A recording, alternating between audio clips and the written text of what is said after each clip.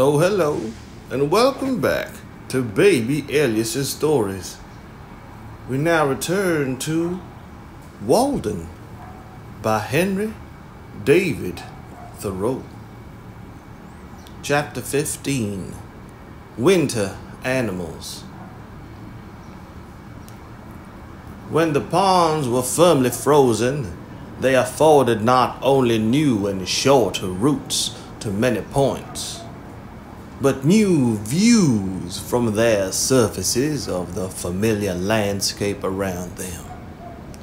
When I crossed Flint's Pond after it was covered with snow, though I had often paddled about and skated over it, it was so unexpectedly wide and so strange that I could think of nothing but Baffin's Bay. The Lincoln Hills rose up around me at the extremity of a snowy plain, in which I did not remember to have stood before, and the fishermen, at an indeterminable distance over the ice, moving slowly about with their wolfish dogs, passed for sealers or Esquimaux, or in misty weather loomed like fabulous creatures, and I did not know whether they were giants or pygmies. I took this course when I went to lecture in Lincoln in the evening, traveling in no road and passing no house between my own hut and the lecture room. In Goose Pond, which lay in my way, a colony of muskrats dwelt and raised their cabins high above the ice, though none could be seen abroad when I crossed it. Walden, being like the rest usually bare of snow, or with only shallow and interrupted drifts on it, was my yard where I could walk freely when the snow was nearly 2 feet deep on the level elsewhere, and the villages were confined to their streets. There, far from the village street, and except at very long intervals from the jingle of sleigh bells, I slid and skated as in a vast moose yard, well trodden, overhung by oak woods and solemn pines bent down with snow or bristling with icicles. For sounds in winter nights and often in winter days, I heard the forlorn but melodious note of a hooting owl indefinitely far, such a sound as the frozen earth would yield if struck with a suitable plectrum. The very lingual vernacular of Walden Wood, and quite familiar to me at last,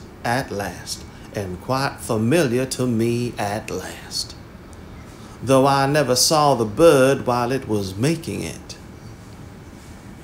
I seldom opened my door in a winter evening without hearing it. Hoo, hoo, hoo, hooer, hoo, sounded sonorously, and the first 3 syllables accented somewhat like how-der-do, or sometimes hoo-hoo only. One night in the beginning of winter, before the pond froze over about 9 o'clock, I was startled by the loud honking of a goose, and stepping to the door, heard the sound of their wings like a tempest in the woods as they flew low over my house. They passed over the pond toward Fairhaven, seemingly deterred from settling by my light, their commodore honking all the while with a regular beat. Suddenly, an unmistakable cat-owl from very near me, with the most harsh and tremendous voice I ever heard from any inhabitant of the woods, responded at regular intervals to the goose, as if determined to expose and disgrace this intruder from Hudson's Bay by exhibiting a greater compass and volume of voice in a native and boo-hoo him out of Concord horizon. What do you mean by alarming the citadel at this time of night consecrated to me? Do you think I am ever caught napping at such an hour, and that I have not got lungs in the larynx as well as yourself? Boo-hoo, boo-hoo, boo-hoo. It was one of the most thrilling discourses I ever heard. And yet, if you had a discriminating ear, there were in it the elements of such a concord such as these plains never saw nor heard. I also heard the whooping of the ice in the pond, my great bedfellow in that part of Concord, as if it were restless in its bed and would fain turn over, were troubled with flatulency and had dreams. Or I was waked by the cracking of the ground by the frost, as if someone had driven a team against my door, and in the morning would find a crack in the earth 1/4 of a mile long and 1/3 of an inch wide.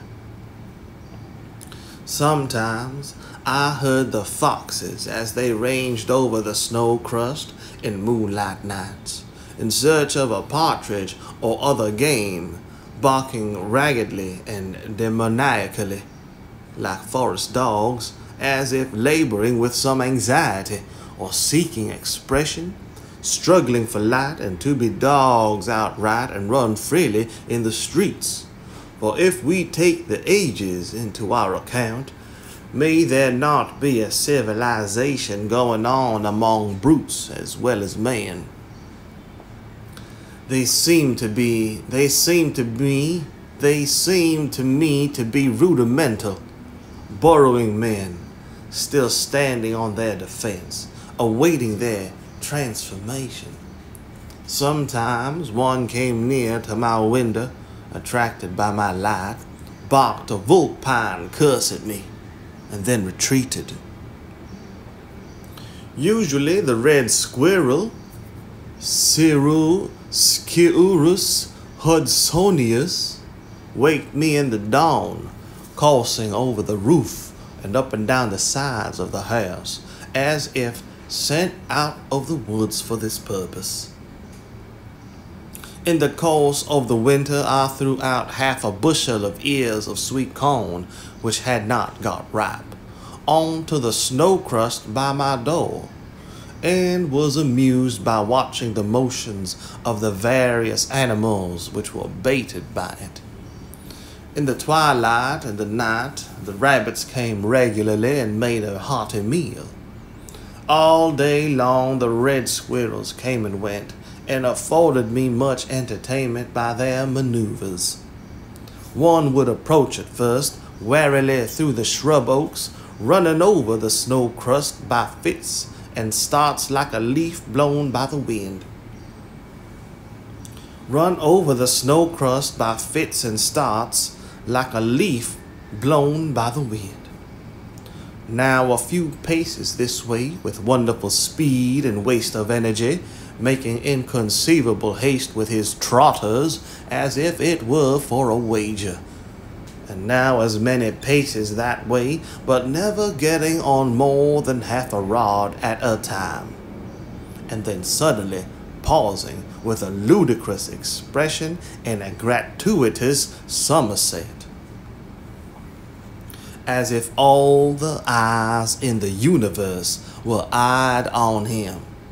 For all the motions of a squirrel, even in the most solitary recesses of the forest, imply spectators as much as those of a dancing girl, wasting more time in delay and circumspection that would have sufficed to walk the whole distance.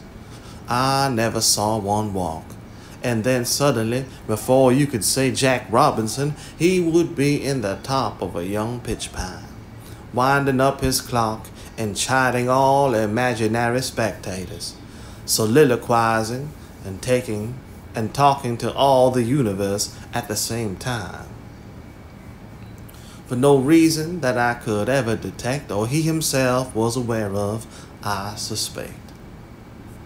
At length he would reach the cone, and selecting a suitable ear, frisk about in the same uncertain trigonometrical way to the topmost stake of my wood pile before my window, where he looked me in the face, and there sit for hours, supplying himself with a new ear from time to time, nibbling at first voraciously, and throwing the half-naked cobs about, till at length he grew more dainty still and played with his food, tasting only the inside of the kernel and the ear, which was held balanced over the stick by one paw, slipped from his careless grasp and fell to the ground, when he would look over at it with a ludicrous expression of uncertainty, as if suspecting that it had life, with a mind not made up whether to get it again or a new one, or be off. Now thinking a cone, then listening to hear what was in the wind. So the little impudent fellow would waste many an ear in a forenoon, till at last, seizing some longer and plumper one, considerably bigger than himself, and skillfully balancing it, he would set out with it to the woods like a tiger with a buffalo, by the same zigzag course and frequent pauses, scratching along with it as if it were too heavy for him, and falling all the while, making its fall a diagonal between a perpendicular and horizontal, being determined to put it through at any rate, a singularly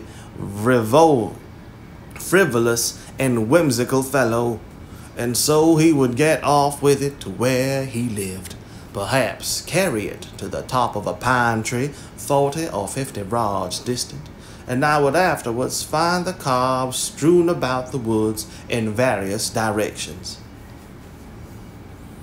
At length the jays arrived, whose discordant screams were heard long before, as they were warily making their approach on 1/8 of a mile off, and in a stealthy and sneaking manner they flit from tree to tree, nearer and nearer, and pick up the kernels which the squirrels have dropped. Then, sitting on a pitch pine bough, they attempted to swallow in their haste a kernel which is too big for their throats and chokes them, and after great labor they disgorge it, and spend an hour in the endeavor to crack it by repeated blows with their bills.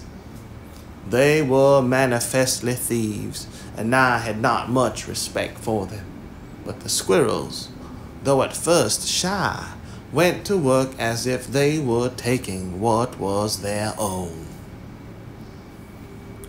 Meanwhile, also came the chickadees in flocks, which, picking up the crumbs the squirrels had dropped, flew to the nearest twig, and, placing them under their claws, hammered away at them with their little bills, as if it were an insect in the bark, till they were sufficiently reduced for their slender throats. A little flock of these titmice came daily to pick a dinner out of my woodpile, or the crumbs at my door, with faint flitting, lisping notes, like the tinkling of icicles in the grass, or else with sprightly day, or more rarely in spring-like days, a weary summery Phoebe from the woodside. They were so familiar that at length one alighted on an armful of wood which I was carrying in, and pecked at the sticks without fear. I once had a sparrow alight upon my shoulder for a moment while I was hoeing in a village garden, and I felt that I was more distinguished by that circumstance than I should have been by any epaulet I could have worn. The squirrels also grew at last to be quite familiar, and occasionally stepped upon my shore when that was the nearest way. when the ground was not yet covered, and again near the end of winter, when the snow was melted on my south hillside and about my woodpile, the partridges came out of the woods morning and evening to feed there. Whichever side you walk in the woods and the partridge, whichever side you walk in the woods, the partridge bursts away on whirring wings, jarring the snow from the dry leaves and twigs on high, which comes sifting down in the sunbeams like golden dust. For this brave bird is not to be scared by winter. It is frequently covered up by drifts, and it is said sometimes plunges from on wing into the soft snow, where it remains concealed for a day or two.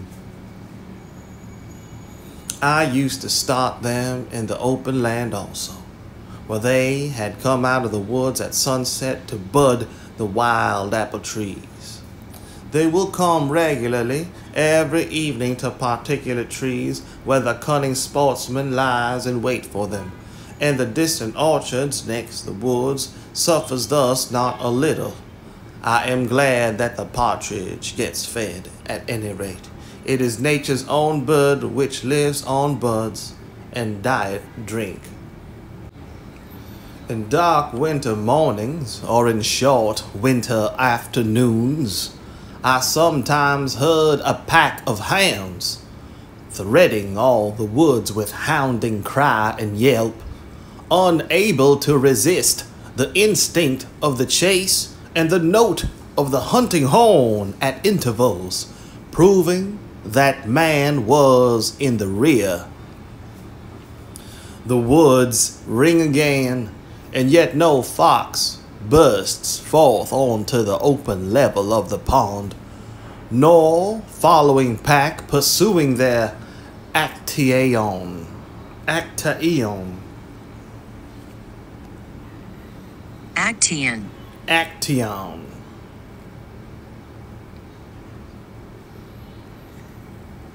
Actaeon, a hunter who, because he accidentally saw Artemis bathing, was changed into a stag and killed by his own hounds. Actaeon. The woods ring again, and yet no fox bursts forth onto the open level of the pond, nor following pack pursuing their actaeon. And perhaps at evening I see the hunters returning with a single brush trailing from their sleigh for a trophy, seeking their inn. They tell me that if the fox would remain in the bosom of the frozen earth, he would be safe. Or if B would run in a straight line away, no foxhound could overtake him. But, having left his pursuers far behind, he stops to rest and listen till they come up. And when he runs, he circles round to his old haunts, where the hunters await him. Sometimes, however, he will run upon a wall many rods, and then leap off far to one side, and he appears to know that water will not retain his scent. A hunter told me that he once saw a fox, pursued by hounds, burst out onto the Walden when the ice was covered with shallow puddles, run part way across, and then return to the same shore. Ere long the hounds arrived, but here they lost the scent. Sometimes a pack hunting by themselves would pass my door and circle round my house, and yelp and hound without regarding me as if afflicted by a species of madness, so that nothing could divert them from the pursuit. Thus they circle until they fall upon the recent trail of a fox, for a wise hound will forsake everything else for this. One day a man came to my hut from Lexington to inquire after his hound that made a large track, and had been hunting for a week by himself. But I fear that he was not the wiser for all I told him, for every time I attempted to answer his questions, he interrupted me by asking, "What do you do here?" He had lost a dog, but found a man. One old hunter who has a dry tongue, who used to come to bathe in Walden once every year when the water was warmest, and at such times looked in upon me, told me that many years ago he took his gun one afternoon and went out for a cruise in Walden Wood, and as he walked the Wayland Road he heard the cry of hounds approaching, and ere long a fox leaped the wall into the road, and as quick as thought leaped the other wall out of the road, and his swift bullet had not touched him. Some way behind came an older hound. Some way behind came an old hound, and her 3 pups in full pursuit, hunting on their own account, and disappeared again in the woods. Late in the afternoon, as he was resting in the thick woods south of Walden, he heard the voice of the hounds far over toward Fair Haven, still pursuing the fox. And on they came, their hounding cry which made all the woods ring, sounding nearer and nearer, now from Well Meadow, now from the Baker Farm. For a long time he stood still and listened to their music, so sweet to a hunter's ear, when suddenly the fox appeared, threading the solemn aisles with uneasy coaxing pace, whose sound was concealed by a sympathetic rustle of the leaves, swift and still, keeping the round, leaving his pursuers far behind, and leaping upon a rock amid the woods. He sat erect and listening, with his back to the hunter. For a moment compassion restrained the latter's arm, but that was a short-lived mood, and as quick as thought can follow, thought his piece was leveled, and whang! The fox, rolling over the rock, lay dead on the ground. The hunter still kept his place and listened to the hounds.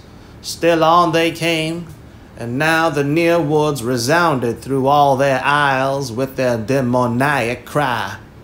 At length the old hound burst into view with muzzle to the ground, and snapping the air as if possessed, ran directly to the rock.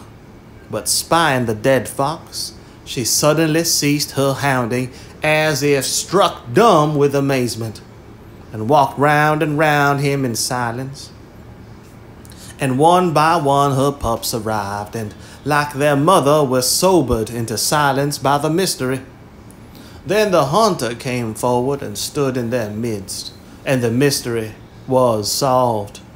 They waited in silence while he skinned the fox, then followed the brush a while, and at length turned off into the woods again. That evening a Weston squire came to the Concord hunter's cottage to inquire for his hounds, and told how for a week they had been hunting on their own account from western woods. The Concord hunter told him what he knew and offered him the skin, but the other declined it and departed.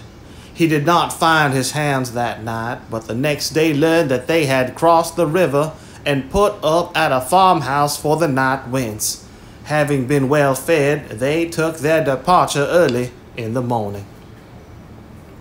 The hunter who told me this could remember one Sam Nutton, who used to hunt bears on Fair Haven ledges and exchange their skins for rum in Concord village, who told him, even, that he had seen a moose there. Nutting had a famous foxhound named Burgoyne. He pronounced it Budgeon, which my informant used to borrow in the vast book of an old trader of this town, who was also a captain, town clerk, and representative I find the following entry. January 18th, 1742 to 3. John Melvin Counselor, by one Gray Fox, 0-2-3. They are not now found here, and in his ledger, February 7th, 1743, Hezekiah Stratton has credit by 1/2 a cat skin, 0-1-4+.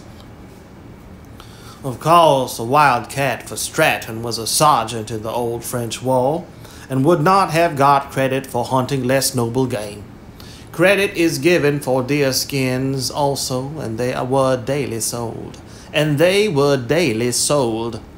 One man still preserves the horns of the last deer that was killed in this vicinity, and another has told me the particulars of the hunt in which his uncle was engaged.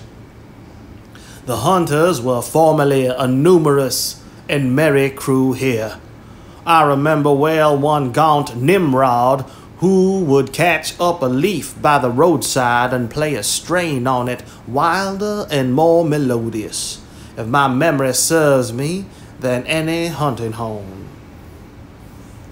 At midnight, when there was a moon, I sometimes met with hounds in my path, prowling about the woods, which would skulk out of my way as if afraid, and stand silent amid the bushes till I had passed.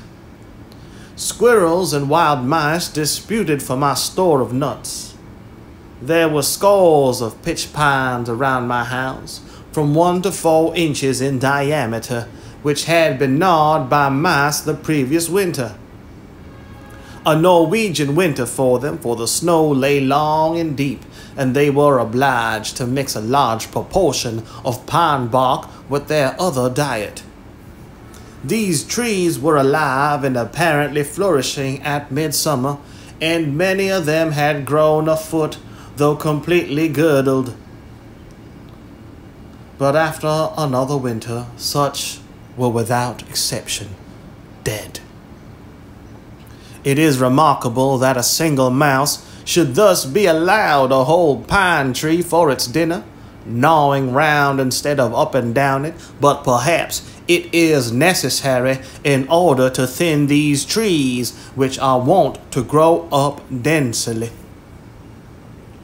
The hares, Lepus americanus, were very familiar. One had her form under my house all winter, separated from me only by the flooring, and she startled me each morning by her hasty departure when I began to stir. Thump, thump, thump, striking her head against the floor timbers in her hurry. They used to come round my door at dusk to nibble the potato parings which I had thrown out, and were so nearly the color of the ground that they could hardly be distinguished when still. Sometimes in the twilight I alternately lost and recovered sight of one sitting motionless under my window. When I opened my door in the evening, off they would go with a squeak and a bounce. Near at hand they only excited my pity. One evening, one sat by my door 2 paces from me, at first trembling with fear, yet unwilling to move. A poor wee thing, lean and bony, with ragged ears and sharp nose, scant tail and slender paws. It looked as if nature no longer contained the breed of nobler bloods, but stood on her last toes. Its large eyes appeared young and unhealthy. Almost dropsical. I took a step, and lo, away it scurried with an elastic spring over the snow crust, straightening its body and its limbs into graceful length, and soon put the forest between me and itself. The wild, free venison, asserting its vigor and the dignity of nature, Not without reason was its slenderness, such then was its nature. Lepus, levips, lightfoot, something. What is a country without rabbits and partridges? They are among the most simple and indigenous animal products. Ancient and venerable families, known to antiquity as to modern times, of the very hue and substance of nature, nearest allied to leaves and to the ground, and to one another. It is either winged or it is legged.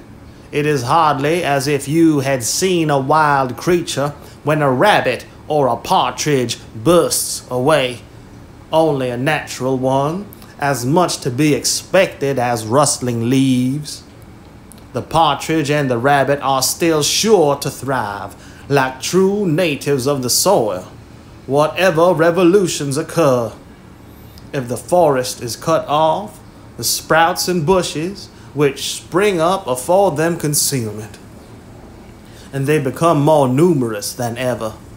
That must be a poor country indeed that does not support a hare.